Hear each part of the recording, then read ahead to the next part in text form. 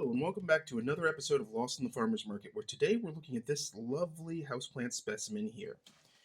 Its scientific name is Davallia trichomanoides, which is pretty tricky to say, ironically. Its common name is Black Rabbit's Foot Fern.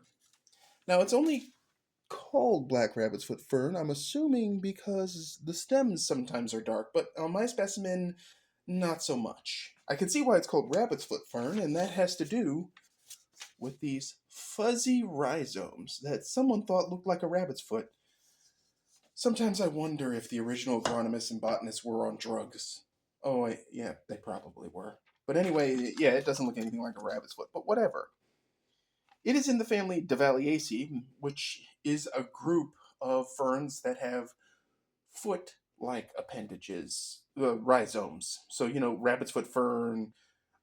They all have names after fuzzy woodland creatures and whatever. Now, the name trichoma, from trichomanoides, means hair. Oides means resembling or similar to. So this plant, some definitions of what that means say it is fern-like, even though it is obviously a fern, because it reduces by division of the rhizomes or by spores. However,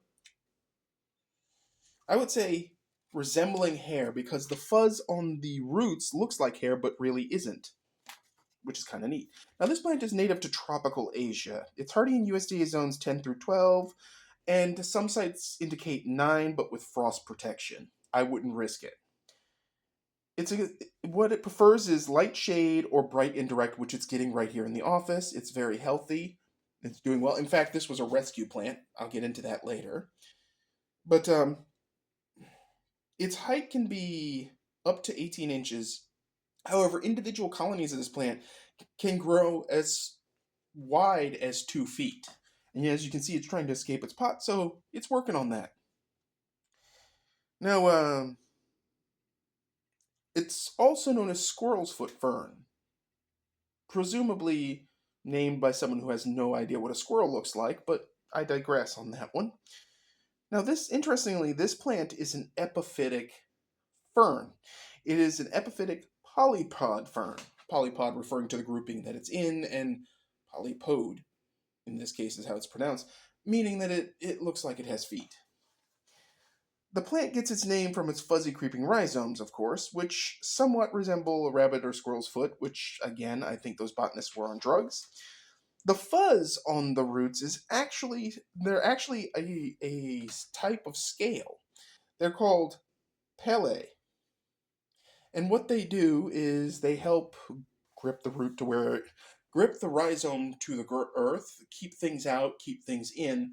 But most impressively, they kind of look fuzzy. And as you can see, interestingly enough here, off this one right here, we have a frond unfurling. And what's interesting is this plant is really easy to take care of. It doesn't ask for much. It seems to like decent amounts of fertilizer like everybody else. And it's always that color. Now, I don't know where they get the black part of its name because nothing about this plant is actually black. None of the stems are, none of the foliage is, the roots, the little rhizomes aren't. I don't know why they needed to distinguish this from the other rabbit's foot fern, but I digress. Growing it is simple. It requires basic potting soil, and you may have to water more frequently than some others for the humidity purpose. So it's sitting in this this dish so that the humidity is higher. This plant is already just about outgrown its pot, and when I got it, actually in this pot, I had to add soil to it. Now, this plant was a rescue. It was at one of the plant swaps in town. It was on the free table. It was looking pretty wilty, had a lot of dead leaves. Whoever dumped it, well, I guess they didn't want to give it a chance or ran out of space or something, because it was a perfectly good plant. So I brought it home, drenched it, put it in, added more soil, potting soil, and let her go. And it recovered within 2 months. And then the positive growth started. And it has been creeping along all winter without stop, which is pretty impressive. A lot of ferns are very sensitive, and personally, any tough fern that I can find, I get because it's worth getting. This one is worth considering.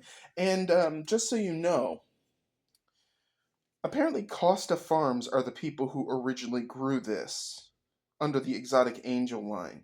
So you may be able to find this at Home Depot or Blows. The original price tag on this said $12.99 or something like that, but by now I'm sure the price has gone down because they're no longer new or fancy. New plants tend to be more expensive. So if you have any thoughts on Black Rabbit's Foot Fern, please leave them in the comments section. If you haven't already, check out the blog. There's a link. And as always, folks, keep them growing, and thanks for watching.